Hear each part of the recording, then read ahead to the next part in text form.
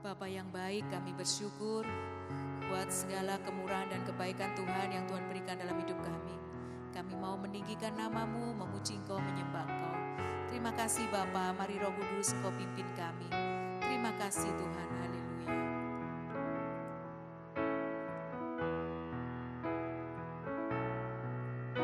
Ketika ku hadapi kehidupan ini, jalan mana yang harus ku pilih? Ku tahu ku tak mampu, ku tahu ku tak sanggup. Hanya Kau Tuhan tempat jawabanku. Aku pun tahu ku tak pernah sendiri, sebab Engkau Allah yang menggendongku. Tangan-Mu membelaiku, cinta-Mu memuaskanku. Kau mengangkatku ke tempat yang tinggi. Janji-Mu seperti fajar pagi hari, yang tiada pernah terlambat bersinar. Cinta-Mu seperti sungai yang mengalir, dan ku tahu betapa dalam kasih-Mu.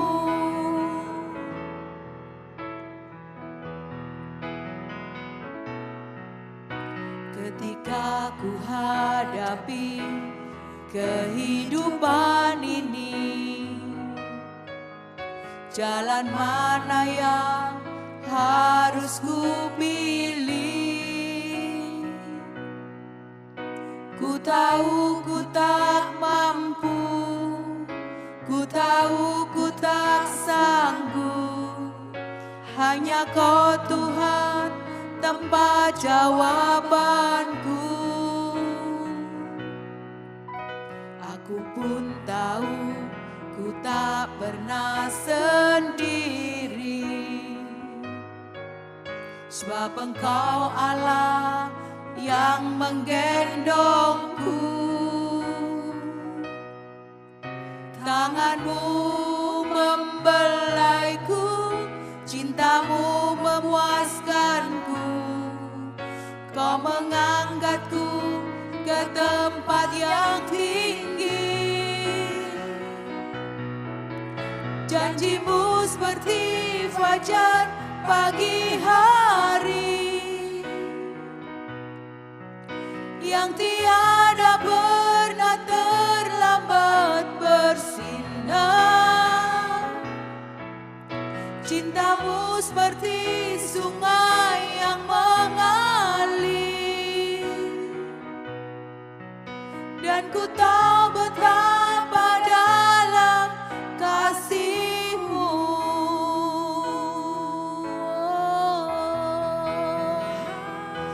Haleluya, kasih-Mu mengalir, memenuhi kami.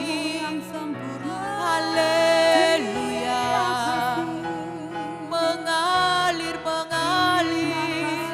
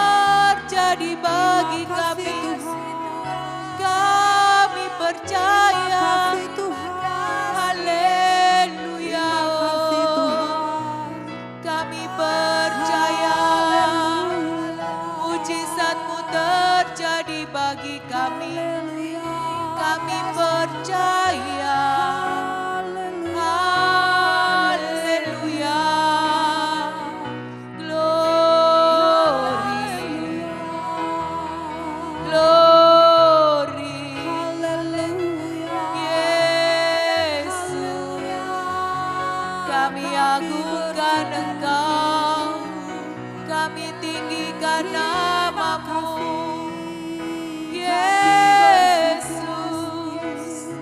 Haleluya. Glory. Terima kasih Tuhan. Terima kasih, kami bersyukur buat kasih setiamu. Kami bersyukur. Haleluya.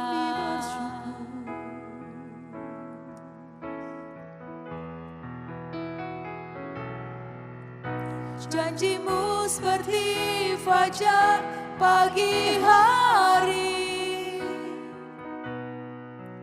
yang tiada pernah terlambat bersinar. Cintamu seperti sungai yang mengalir,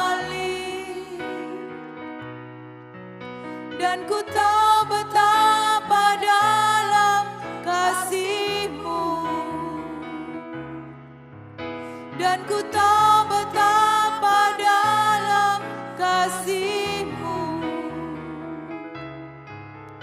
dan ku tahu betapa dalam kasih-Mu.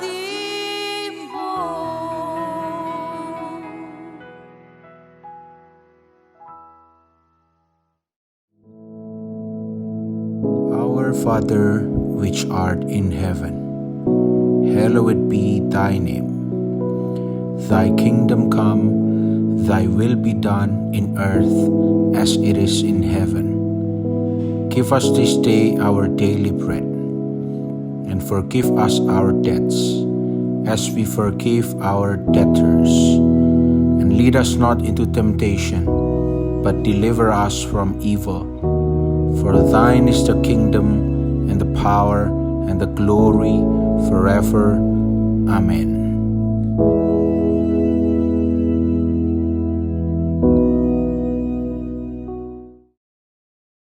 Haleluya, puji nama Tuhan.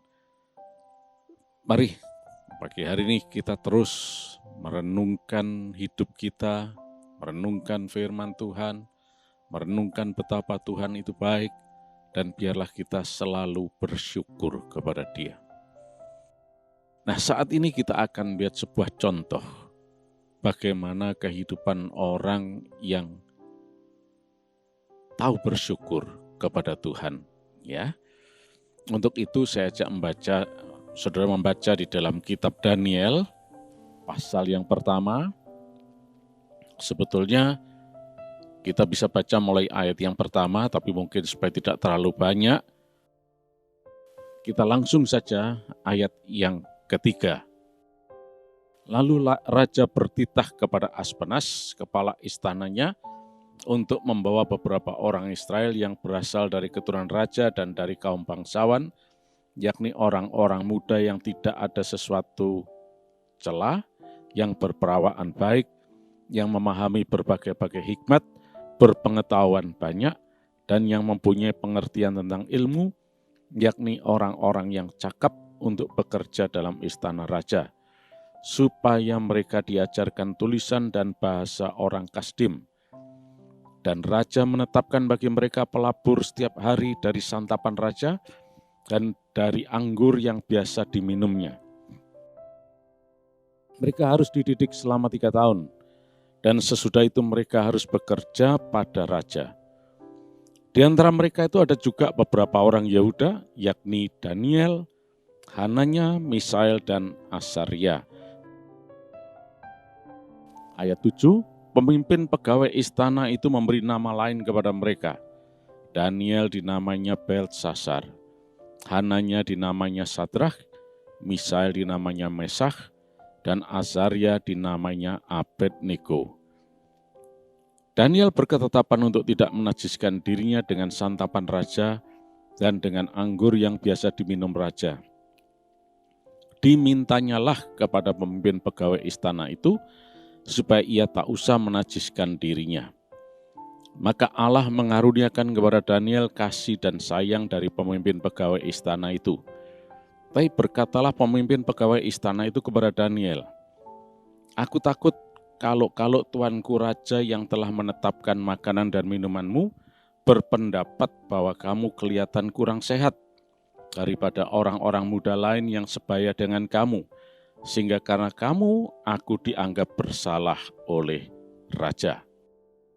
Kemudian berkatalah Daniel pada penjenang yang telah diangkat oleh pemimpin pegawai istana untuk mengawasi Daniel, Hananya, Misael, dan Asaria. Adakanlah percobaan dengan hamba-hambamu ini selama 10 hari. Dan biarlah kami diberikan sayur untuk dimakan dan air untuk diminum. Sesudah itu bandingkanlah perawaan kami dengan perawaan orang-orang muda yang makan dari santapan raja. Kemudian perlakukanlah hamba-hambamu ini sesuai dengan pendapatmu. Didengarkannya permintaan mereka itu, lalu diadakanlah percobaan dengan mereka selama 10 hari. Setelah lewat 10 hari ternyata perawakan mereka lebih baik dan mereka kelihatan lebih gemuk daripada semua orang muda yang telah makan dari santapan raja. Kemudian penjenang itu selalu mengambil makanan mereka dan anggur yang harus mereka minum, lalu memberikan sayur kepada mereka. Kepada keempat orang muda itu Allah memberikan pengetahuan dan kepandaian tentang berbagai-bagai tulisan dan hikmat. Sedang Daniel juga mempunyai pengertian tentang berbagai-bagai penglihatan dan mimpi. Setelah lewat waktu yang ditetapkan raja, maka mereka sekalian harus dibawa menghadap. Maka dibawalah mereka oleh pemimpin pegawai istana itu ke hadapan Nebukadnezar. Raja bercakap-cakap dengan mereka dan di antara mereka sekalian itu tidak didapati yang setara dengan Daniel, Hananya, Misael, dan Azaria. Maka bekerjalah mereka itu pada raja. Dalam tiap-tiap hal yang memerlukan kebijaksanaan dan pengertian, yang ditanyakan raja kepada mereka, didapatinya mereka 10 kali lebih cerdas daripada semua orang berilmu dan semua ahli jambi di seluruh kerajaannya. Daniel ada di sana sampai tahun pertama pemerintahan Kores. Sampai di sini pembacaan kita. Puji nama Tuhan, saudara sekalian. Diceritakan di sini ada 4 pemuda, yaitu Daniel dan kawan-kawannya. Daniel, Sadrah, Mesah, dan Abednego. Itu adalah nama Babel bagi ketiga kawannya, sedangkan Daniel sendiri diubah namanya menjadi Belsasar.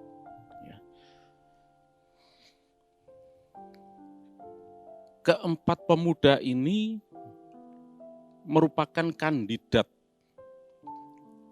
untuk bisa bekerja di istana raja. Dan yang di istana raja tentunya adalah level yang harus betul-betul excellent, bukan asal-asalan. Itulah sebabnya mereka itu harus dididik selama 3 tahun. Ya, kalau sekarang mungkin ini setara dengan mungkin sarjana muda, mungkin undergraduate, Nah, saudara sekalian, keempat orang ini selain mereka harus menempuh pendidikan, mereka juga harus secara fisik itu terbukti sehat. Itulah sebabnya mereka disuplai dengan makanan istana, bukan makanan asal-asalan.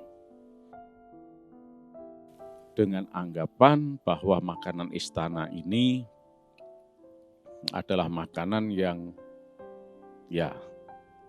kelas atas, dan secara umum makanan kelas atas itu dianggap adalah makanan yang paling bergizi. Padahal sebetulnya belum tentu.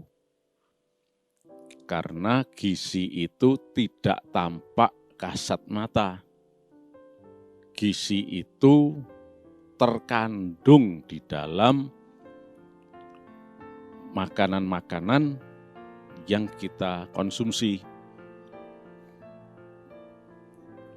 Ya, tentunya secara kasat mata terlihat orang yang makanannya itu nasi sambal kerupuk misalnya, kenyang, sama kenyangnya. Dibanding mereka yang makan ya steak atau makanan-makanan yang mewah lainnya, bisa dikatakan memang lebih bergizi. Tapi sebetulnya belum tentu demikian. Karena contohnya nasi yang sama yang dimakan untuk level makanan mewah dan nasi yang dimakan oleh ya secara sederhana oleh orang-orang, nasinya sama, gizinya juga sama. Oleh karena itu kita tidak bisa membandingkan gizinya antara kemewahan dan seterusnya. Yang jelas makanan istana adalah makanan yang sangat mewah. Tetapi Daniel dan kawan-kawannya menolak itu semua. Seperti diceritakan di sini tadi, mereka cuma minta sayur dan air putih.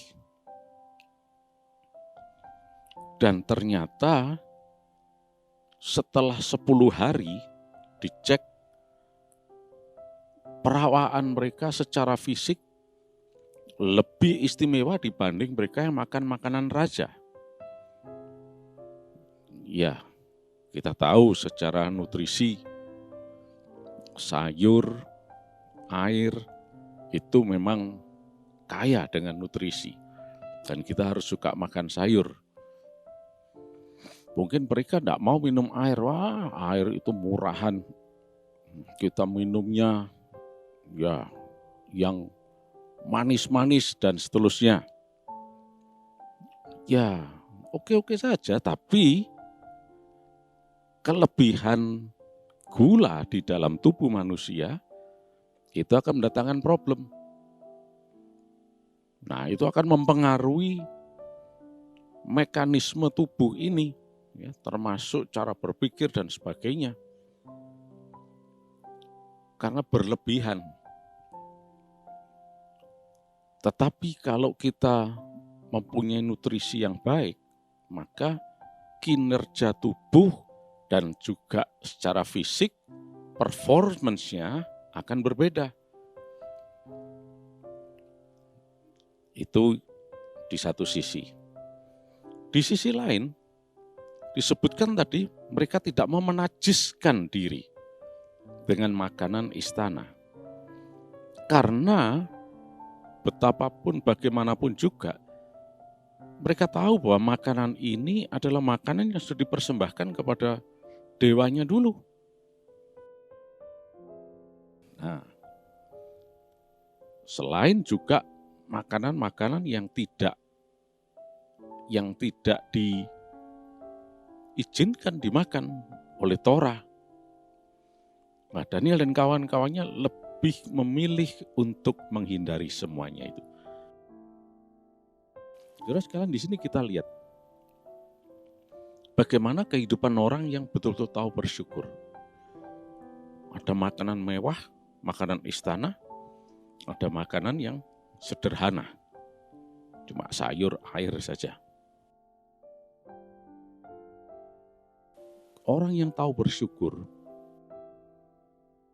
dia bersandar sepenuhnya kepada Allah, taat setia kepada Tuhan, sesuai dengan apa yang diperintahkan oleh Tuhan. Ketika Tuhan mengatakan, jangan makan makanan yang aneh-aneh. Hewan berkaki 4 yang boleh dimakan cuma sapi dan kambing saja. Karena berperut 4, mereka adalah ruminansia. Sedangkan yang tidak boleh adalah hewan-hewan yang berperut 1, monogastrik. dan itu tidak sehat untuk tubuh. Mereka nurut. Orang yang tahu bersyukur nurut kepada Tuhan dan tidak serakah. Wah, mumpung ini di istana raja, makanannya mewah, berlimpah-limpah, minumannya mewah dan seterusnya. Kapan lagi bisa beli makanan minuman seperti ini? Nah, orang yang tahu bersyukur seperti Daniel dan kawan-kawannya ini, Misael, Asaria dan Hananya ini, mereka tidak serakah dan mereka nurut sepenuhnya kepada Tuhan. Dan hasilnya luar biasa. Mereka adalah lulusan terbaik. Setelah diuji, bahkan di hadapan raja, ternyata mereka didapati jauh lebih pintar, lebih cakap, lebih sehat dibanding yang lainnya.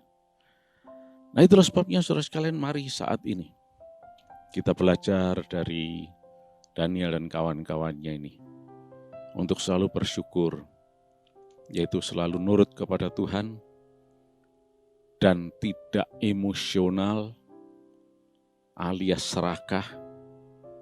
Sekalipun saya harus makan nasi, sayur, dan protein yang jelas, tidak pakai neko-neko, minumnya air, enggak masalah. Justru itu yang memberikan kesehatan. Karena Tuhan sudah mendesain sedemikian rupa, ketika kita mengikuti desainnya, nah, kita akan melihat hari depan yang penuh harapan. Orang yang bersyukur adalah orang yang berjalan di jalur rencana Allah ini. Oleh karena itu, mari saat ini kita selalu bersyukur kepada Tuhan. Kita tidak tergiur dengan segala yang serba wah. Belum tentu yang wah itu pasti istimewa, pasti bermanfaat, belum tentu. Ada banyak makanan yang harganya mahal dan seterusnya. Tapi ternyata secara nutrisi justru tidak kontraproduktif bagi kita. Tidak bermanfaat, malah merugikan. Itulah sebabnya tidak sedikit orang-orang yang kemudian mengalami gangguan kesehatan. Hipertensi lah, diabetes lah, dan seterusnya. Tapi orang yang takut, taat kepada Tuhan adalah orang yang selalu bersyukur, hari depannya penuh harapan. Puji nama Tuhan. Tuhan Yesus memberkati. Terima kasih Tuhan. Kami bersyukur kepadamu karena kami sehat, kami diberkati berkelimpahan, nama Yesus dipermuliakan. Engkau tidak pernah salah Tuhan. Engkau menyuplai kami dengan segala sesuatu yang baik untuk kebaikan kami dan kemuliaan nama-Mu. Terima kasih Tuhan. Di dalam nama Tuhan Yesus Kristus. Haleluya. Amin.